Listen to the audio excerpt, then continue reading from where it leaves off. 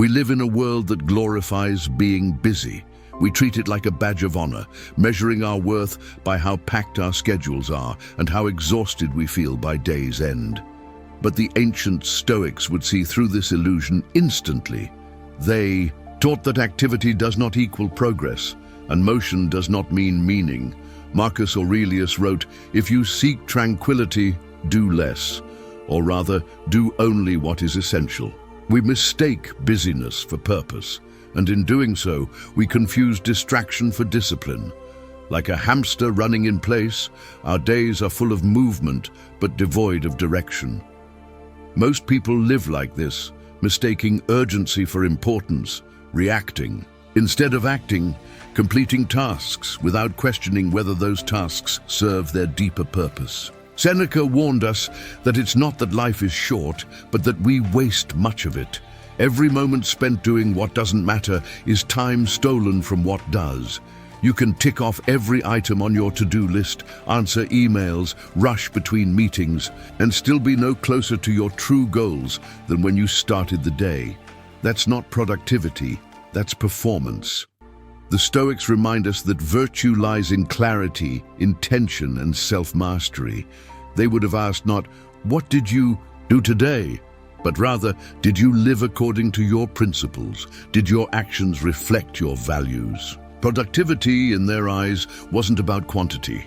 It was about quality. It wasn't about looking busy. It was about being deliberate.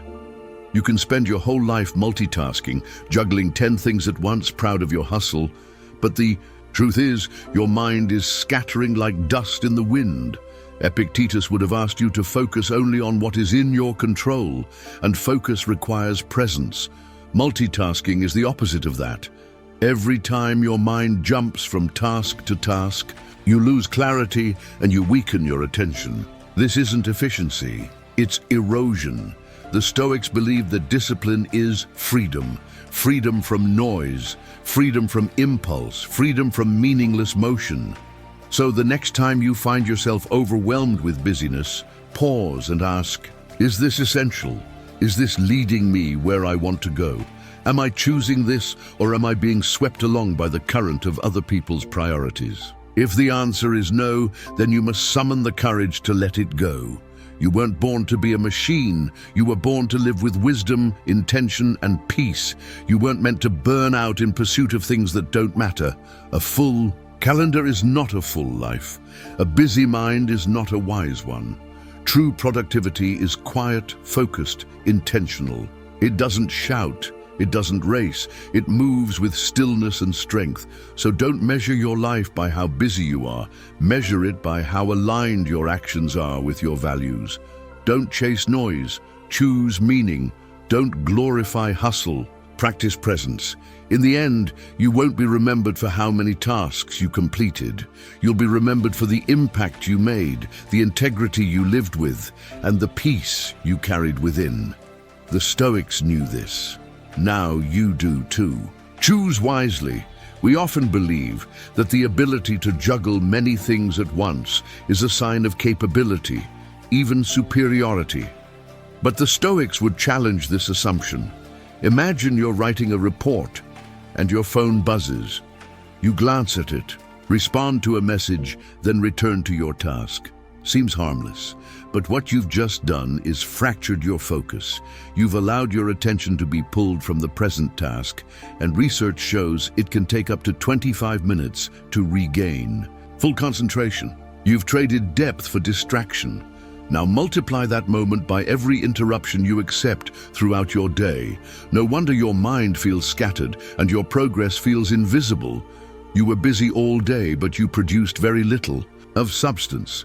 The Stoics taught that discipline of the mind is key to a meaningful life. Seneca warned that we squander our most precious resource, attention. Every moment you surrender to distraction is a moment stolen from your purpose. And multitasking doesn't just steal time, it dilutes the quality of your effort. When your attention is divided, you're more prone to error, more likely to overlook detail, and less able to connect deeply with what you're doing. You might complete a task, but not at your best. You might get through your list, but without leaving any real impact. It's like trying to compose music while listening to 3 other songs. You're doing many things, but none of them well.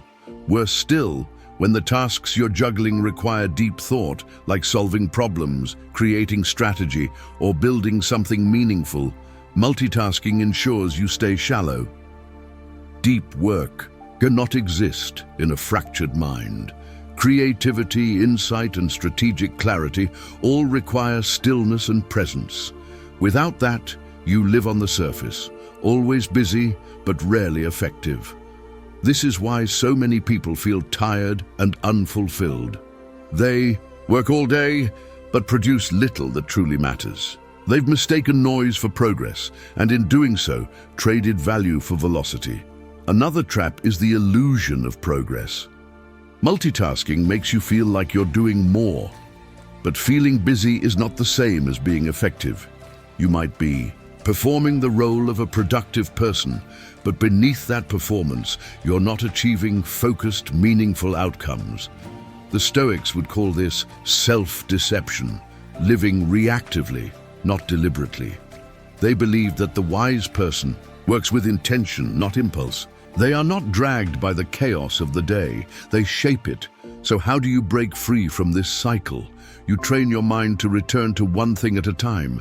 You practice the art of full presence. Single tasking is not a weakness, it is a form of mastery.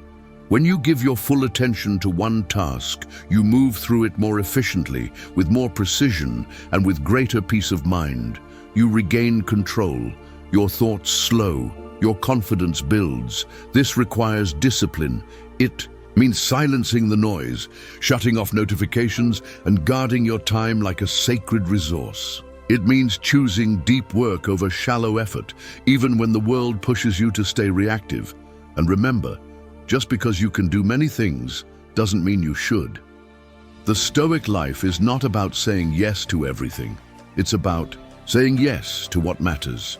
The most effective, grounded people you admire aren't multitasking their way to success. They're focused. They know that real productivity doesn't come from doing more. It comes from doing fewer things with more excellence. They understand that attention is the currency of mastery, and when you waste it, you waste your potential. So the next time you catch yourself bragging about how much you're juggling, pause. Ask yourself, what if I gave this one thing my full attention? What if I stopped switching and started finishing? That is where real progress is made, not in constant movement, but in calm, focused execution. And there's another illusion that clouds our path: urgency. One of the most critical ideas the Stoics understood, one that modern life constantly ignores, is the difference between what is urgent and what is important. At first they seem the same, but they are not. Urgent tasks scream for your attention. They arrive loudly: emails, phone calls, unexpected fires that demand immediate action. They pressure you to respond now. But important tasks, they are quiet. They don't shout, they whisper. They are the long-term efforts that shape your future, the foundational work that builds your legacy. They rarely have a deadline, but they are always consequential. And because they don't demand your attention, they are easy to neglect. The Stoics would caution against letting urgency rule your day. Seneca said, "Life is long if you know how to use it." But when you're constantly reacting to what's loud and immediate, you neglect what matters most. You push the important to tomorrow. You say, "I'll write the book later, I'll start that project next week, I'll focus on my health after this season passes." But your future isn't built in moments of crisis. It's built in moments of choice, and those choices are made in silence, not in chaos. Imagine you want to write a book. That's important, but it's not urgent. No one is going to call you tonight demanding a chapter. Now imagine your day is filled with meetings, errands, and inboxes, urgent but often unimportant. At the end of the day, you've handled everything except what really matters to you. And this happens again and again until one day you look back and realize you've built a life full of responses but empty of intention. The Stoics remind us that we are not victims of time. We are its stewards. It's not that we don't have enough of it. It's that we give it away without reflection. They would urge us to live deliberately, to prioritize the meaningful, to guard our attention as fiercely as our lives, because in many ways they are one and the same. So choose wisely, focus deeply, say no to the noise. What matters most is rarely urgent, and what's urgent is rarely what truly matters. Your task is not to do more, it's to do what counts. Many of the tasks you complete each day feel urgent, and so they get done. But at the end of the day, the work that truly matters, your book, your vision, your purpose, remains untouched. You were active, yes, but you were not productive in any meaningful way. This is the quiet trap that captures so many. We allow urgency to dictate our days. We let others' expectations shape our actions. We become reactive instead of proactive. And as a result, the things that could transform our lives are buried under the weight of the immediate. The Stoics would call this a misalignment with nature. Not nature as in trees or rivers, but your nature, your reason, your purpose. Marcus Aurelius warned, if you are distressed by anything external, the pain is not due to the thing itself, but to your estimate of it. And this you have the power to revoke at any moment. You must reclaim your time. You must stop letting other people's emergencies become your priorities. Every time you say yes to something that doesn't serve your mission, you are saying no to something that does. The cost may not be obvious right away, but slowly your goals collect dust, your energy fades, your life begins to feel like it's running on autopilot, always responding, rarely choosing. To break free from this cycle, you must act with intention. Begin by scheduling time for what matters most, not after you've handled everything else, but before. Protect this time as if it were sacred. Because it is. Seneca said, people are frugal in guarding their personal property, but as soon as it comes to squandering time, they are most wasteful. You must become the guardian of your attention. Choose your focus before the world chooses for you. This shift is not merely tactical, it is philosophical. It requires you to accept that not everything deserves your immediate response. You are not defined by how quickly you reply, but by how wisely you act. You don't need to respond to every message the moment it arrives. You don't need to take every call. The world will keep turning. Your worth is not tied to your reaction speed. It is rooted in your clarity, your purpose, your values. The most fulfilled and effective people are not those who say yes the most. They are those who say yes to what matters and no to what doesn't. They do not let urgency masquerade as importance. They know that the world will constantly try to hijack your focus. It is your responsibility to defend it. You have a finite number of hours in your day. Every moment spent reacting to someone else's urgency is a moment stolen from your own purpose. This is not just a matter of time management. It is a question of identity. What kind of person are you choosing to be? What kind of future are you building with your minutes, your energy, your life? So the next time your phone buzzes with another alert, another request, another little fire someone wants you to put out, ask yourself, is this truly important? Or is it just loud? Am I building my life or merely reacting to it? That one question can change everything, because here's another hard truth. Sometimes the reason you're always busy isn't that you have too much to do. It's that you're avoiding what really matters. Busyness can be a refuge. It fills your day, keeps your hands moving and your mind occupied. But look closely and you'll see that much of this so-called productivity is simply fear in disguise. A way to run from the discomfort of facing what truly needs to be done. Avoidance doesn't always look like procrastination in the obvious sense. It often wears the mask of effort. It looks like activity. It looks like work, but it's not progress. You say, I'm doing all I can. But if you're honest, You know that you're doing everything except the one thing that truly matters. You're organizing your desk instead of writing that email. You're adjusting fonts instead of launching your idea. You're staying in motion, not to advance, but to avoid. The Stoics warned against this illusion. Epictetus taught that courage is not just about facing danger, it's about facing discomfort, uncertainty, truth.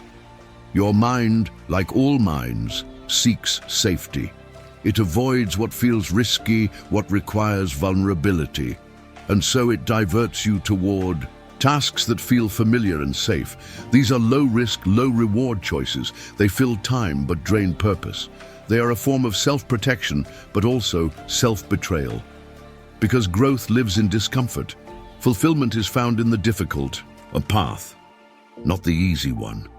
Real success requires you to act where fear tries to stop you, to make the call, to write the chapter, to speak the truth. If you keep avoiding these moments, your life will stay where it is, busy, tired, scattered, and stuck. Ask yourself, when you last felt overwhelmed, was your schedule filled with essential work or just familiar distractions? Were you saying yes to everything and everyone because it was easier than facing the hard, quiet work of honoring your own goals? Were you obsessing over small details so you could avoid making bold decisions? Were you keeping your calendar full so you didn't have to confront the silence and what it might reveal about what you're avoiding? This is what makes avoidance so dangerous. It hides in plain sight. It is socially accepted, praised even. We congratulate each other for being busy without asking what that busyness is hiding. The Stoics would ask you to stop, to reflect, to act not out of fear, but out of principle. They believed in living in accordance with nature, which for us means living in alignment with reason, with purpose, with courage. The person you want to become cannot be built on avoidance. It must be built on clarity, on stillness, on action. So, stop measuring your worth by how much you're doing. Start measuring it by how much of it matters. Stop using activity to run from fear. Start facing the discomfort, one brave action at a time. That's where peace is found. That's where progress lives. We praise being busy like it's a virtue. So it becomes the perfect place to hide. No one questions the busy. It looks like effort. It feels like motion. But deep down, you know when you're hiding. You know when you're filling your day to avoid the thing that actually matters, the thing that scares you. So what do you do about it? You begin with radical honesty. Audit your day. Look closely at your actions and ask yourself, am I doing this because it moves me forward? Or because it's easier than what I'm avoiding? Am I building momentum or just killing time?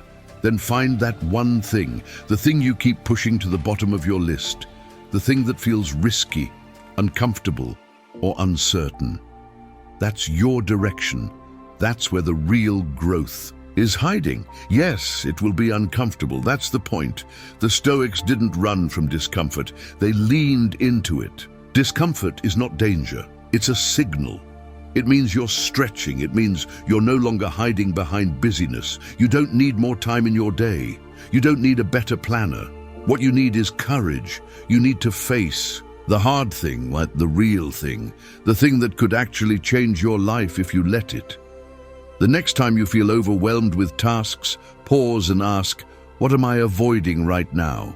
What's the one thing I know I should do but keep putting off? Do it first, before the noise, before the distractions, before the day gets away from you, because one act of courage will do more for your progress than 10 hours of busy work ever could.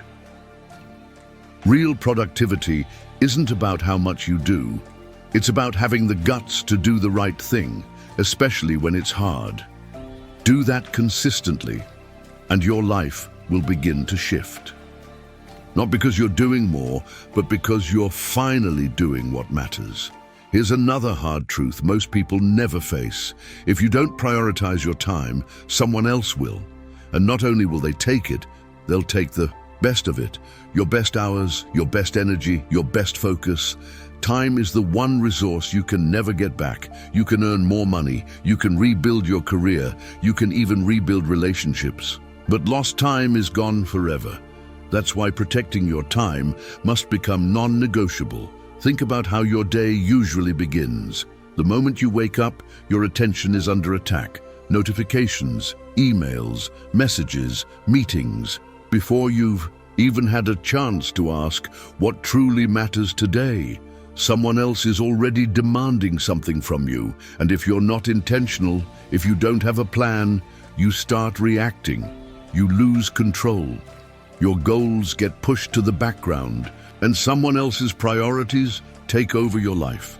Most people won't mean to hijack your day, but they will. Not because they're villains, but because they have their own agendas. And if you're not clear on yours, theirs will win. Your inbox is full of other people's priorities.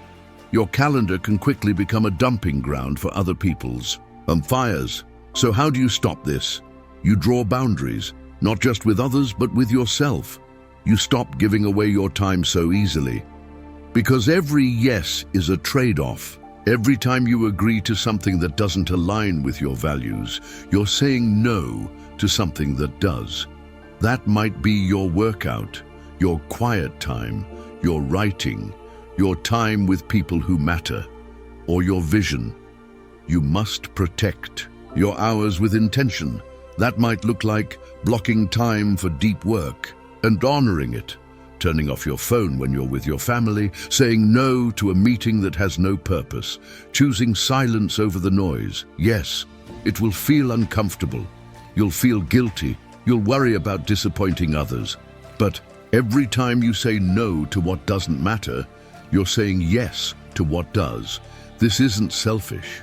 It's strategic. You're not shutting people out. You're showing up for your purpose. You don't need to over-explain your boundaries. You just need to keep them. People who respect you will respect your time. The ones who don't, they were never going to respect you anyway. There's a myth that success comes from doing more, from always being available, always saying yes. But the Stoics knew better. Real success doesn't come from saying yes to everything. It comes from ruthless clarity, from choosing the essential over the urgent, from mastering your minutes, because you understand they shape your life. You don't need more hours. You need to use the ones you have like they matter, because they do. They're not the busiest. They're the most focused, the people who move forward in life, who build, lead, and live with purpose, aren't saying yes to everything. They've learned the power of no. They delegate, they protect their energy, and they pour it into what actually matters. You have 24 hours every day. That's it. How you spend them determines everything. Your health, your relationships, your income, your integrity. So if you feel like you're always out of time, ask yourself this: who's controlling your schedule? Who's benefiting from your busyness? Take your time back, get clear on what matters to you, then build your day around that. Not around noise, not around demands, not around distractions. Guard your mornings like sacred ground. Guard your focus like it's your life, because it is. Say no more often, because if you don't prioritize your life, someone else will, and they won't do it with your dreams in mind. We live in a world that celebrates activity. We've been trained to associate motion with progress, checklists, emails, meetings, constant doing. We think if we're always moving, we must be getting somewhere. But activity does not equal progress. Just because you're in motion doesn't mean you're heading in the right direction. Just because you're busy doesn't mean you're effective. There is a difference between movement and momentum. Movement is scattered, it's reactive. It's frantic energy with no aim.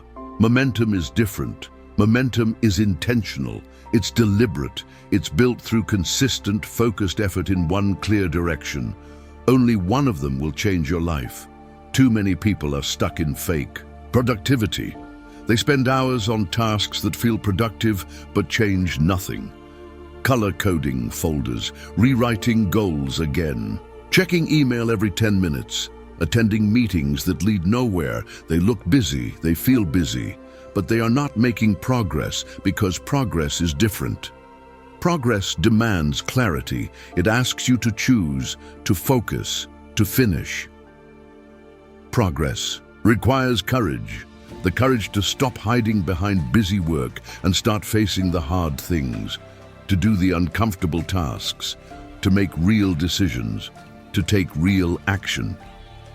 Ask yourself this: is what I'm doing right now getting me closer to the result I want? If the answer is no, then you're not progressing, you're just distracting yourself. Let's say your goal is to grow your business. You spend your day reorganizing your desk, tweaking your logo, updating your profile picture. You were working. Yes, but did you make a sale? Did you talk to a customer? Did you build anything of real value? That's the difference between motion and momentum. This applies to everything: your health, your relationships, your purpose. Walking slowly on a treadmill while scrolling through your phone, that's motion. But it's not focused effort, it's not intensity, it's not growth. Texting someone a quick emoji, that's not deep connection, it's not presence, it's just digital noise. Real progress is focused, it's uncomfortable, it's inconvenient, and it's powerful. So how do you shift from movement to momentum? Step 1, clarity. You must know exactly what you're aiming for, not just a vague idea, a clear, defined goal. Step 2, focus on the few key actions that matter, the high-value tasks, the ones that scare you a little, the ones that demand energy, time, and follow through. Do them first. Protect them in your calendar like they're sacred. Don't wait for free time. Make time. Step 3, do less. That's right.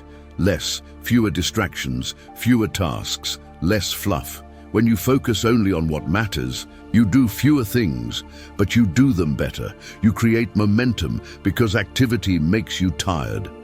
But progress gives you energy. You already know the difference. One leaves you frustrated, the other leaves you fulfilled. So stop trying to look productive. Stop doing things just to stay in motion. Start doing what actually moves you forward. And finally, the most powerful skill of all: learning to say no. Not in anger, not in guilt, in clarity.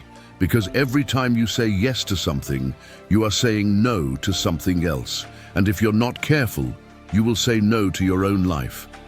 You can't do everything. You can't be everywhere. You can't be everything to everyone.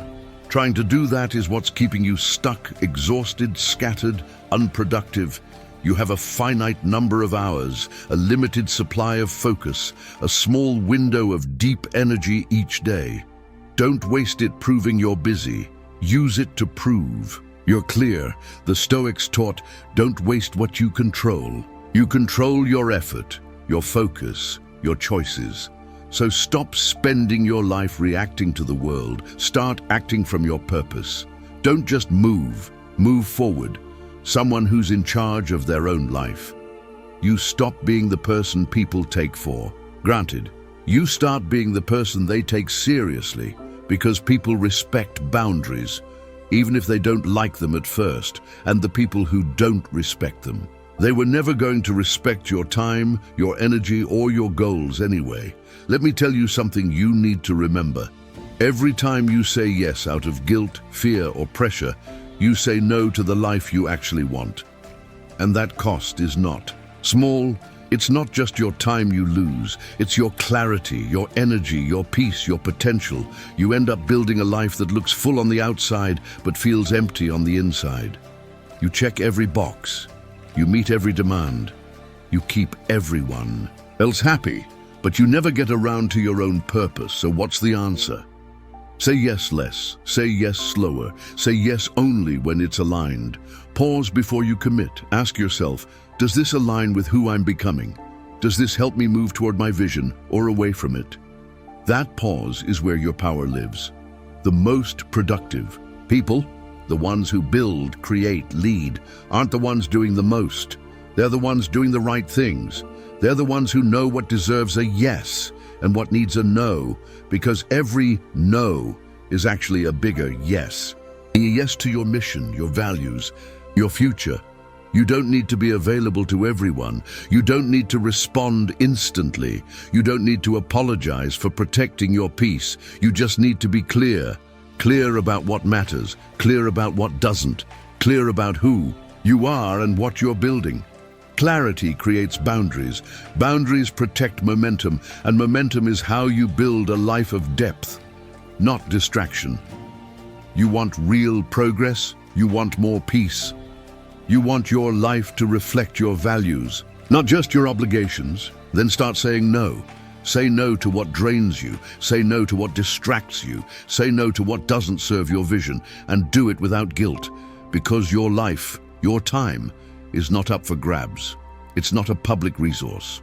It's your most personal investment. So protect it, own it, and use it like it matters, because it does. You don't owe the world your availability. You owe it your clarity, and your best self is waiting on the other side of 1,000 tiny no's.